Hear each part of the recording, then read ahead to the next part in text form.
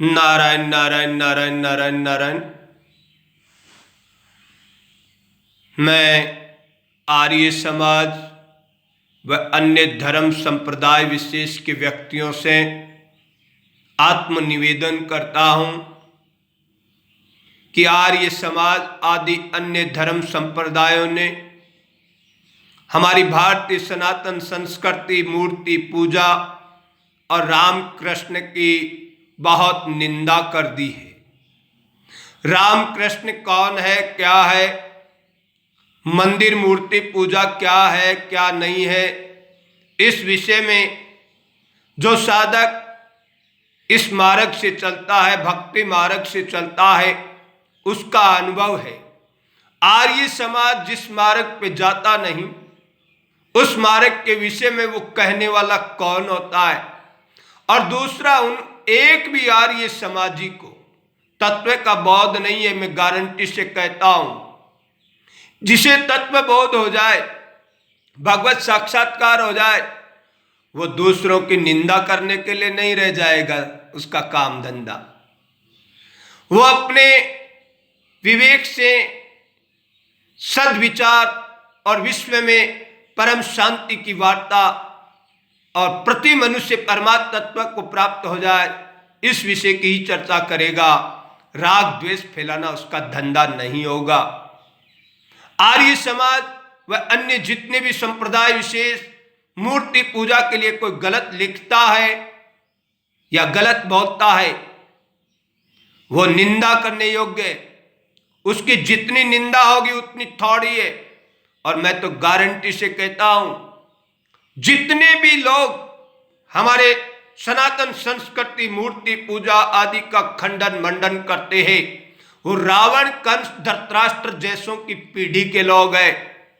रावण, कंस और धृतराष्ट्र जैसों की पीढ़ी के लोग हैं, क्योंकि राम और कृष्ण साक्षात परब्रह्म परमात्मा अवतार आए थे।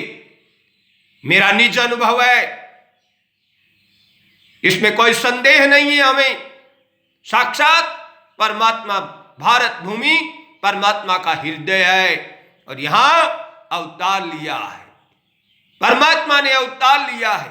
और आर्य समाज आदि कोई रोकने की सामर्थ्य नहीं है कि परमात्मा अवतार नहीं ले सकता।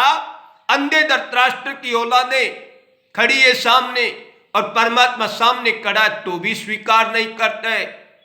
इसीलिए कोई आर्य समाज या दुनिया की कोई ताकत परमात्मा कब, कहां, किस रूप में प्रकट हो, रोक दे, किसी की औकात नहीं।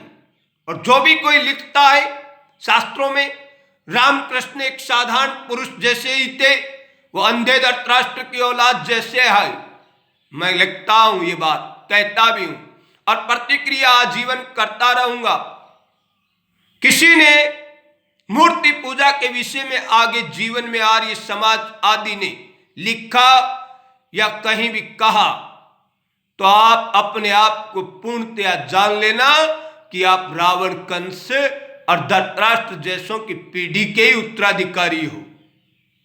अतः मेरे बंधुओं, प्यारे प्यारे मेरे राष्ट्र प्रेमियों, कभी भी अपने सनातन संस्कारों की निंदा मत करो, किसी भी धर्म विशेष की निंदा मत करो, अपने मार्ग का अनुसरण करो, दूसरे के मार्ग का खंडन मंडन मत करो।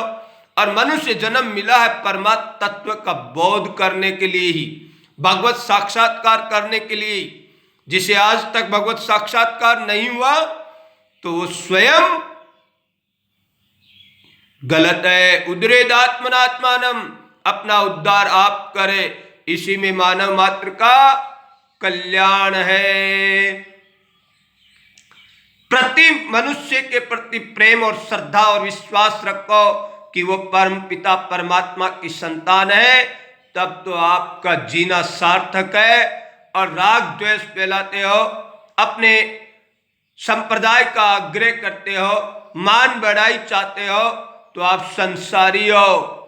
जिस किसी को ईश्वरीय तत्व का बोध हो जाता है, वो संसार से गरज नहीं करेगा। ना उसका करना जानना पाना शेष है, ना कुछ करना शेष है। इसलिए करना जानना और पाना तीनों सिद्ध हो जाते हैं। करना ज्ञान योग, जानना करना कर्म योग, जानना ज्ञान योग और पाना भक्ति योग। तीनों योग सिद्ध हो जाता है। जिसका एक योग सिद्ध हो जाता है उसके तीनों योग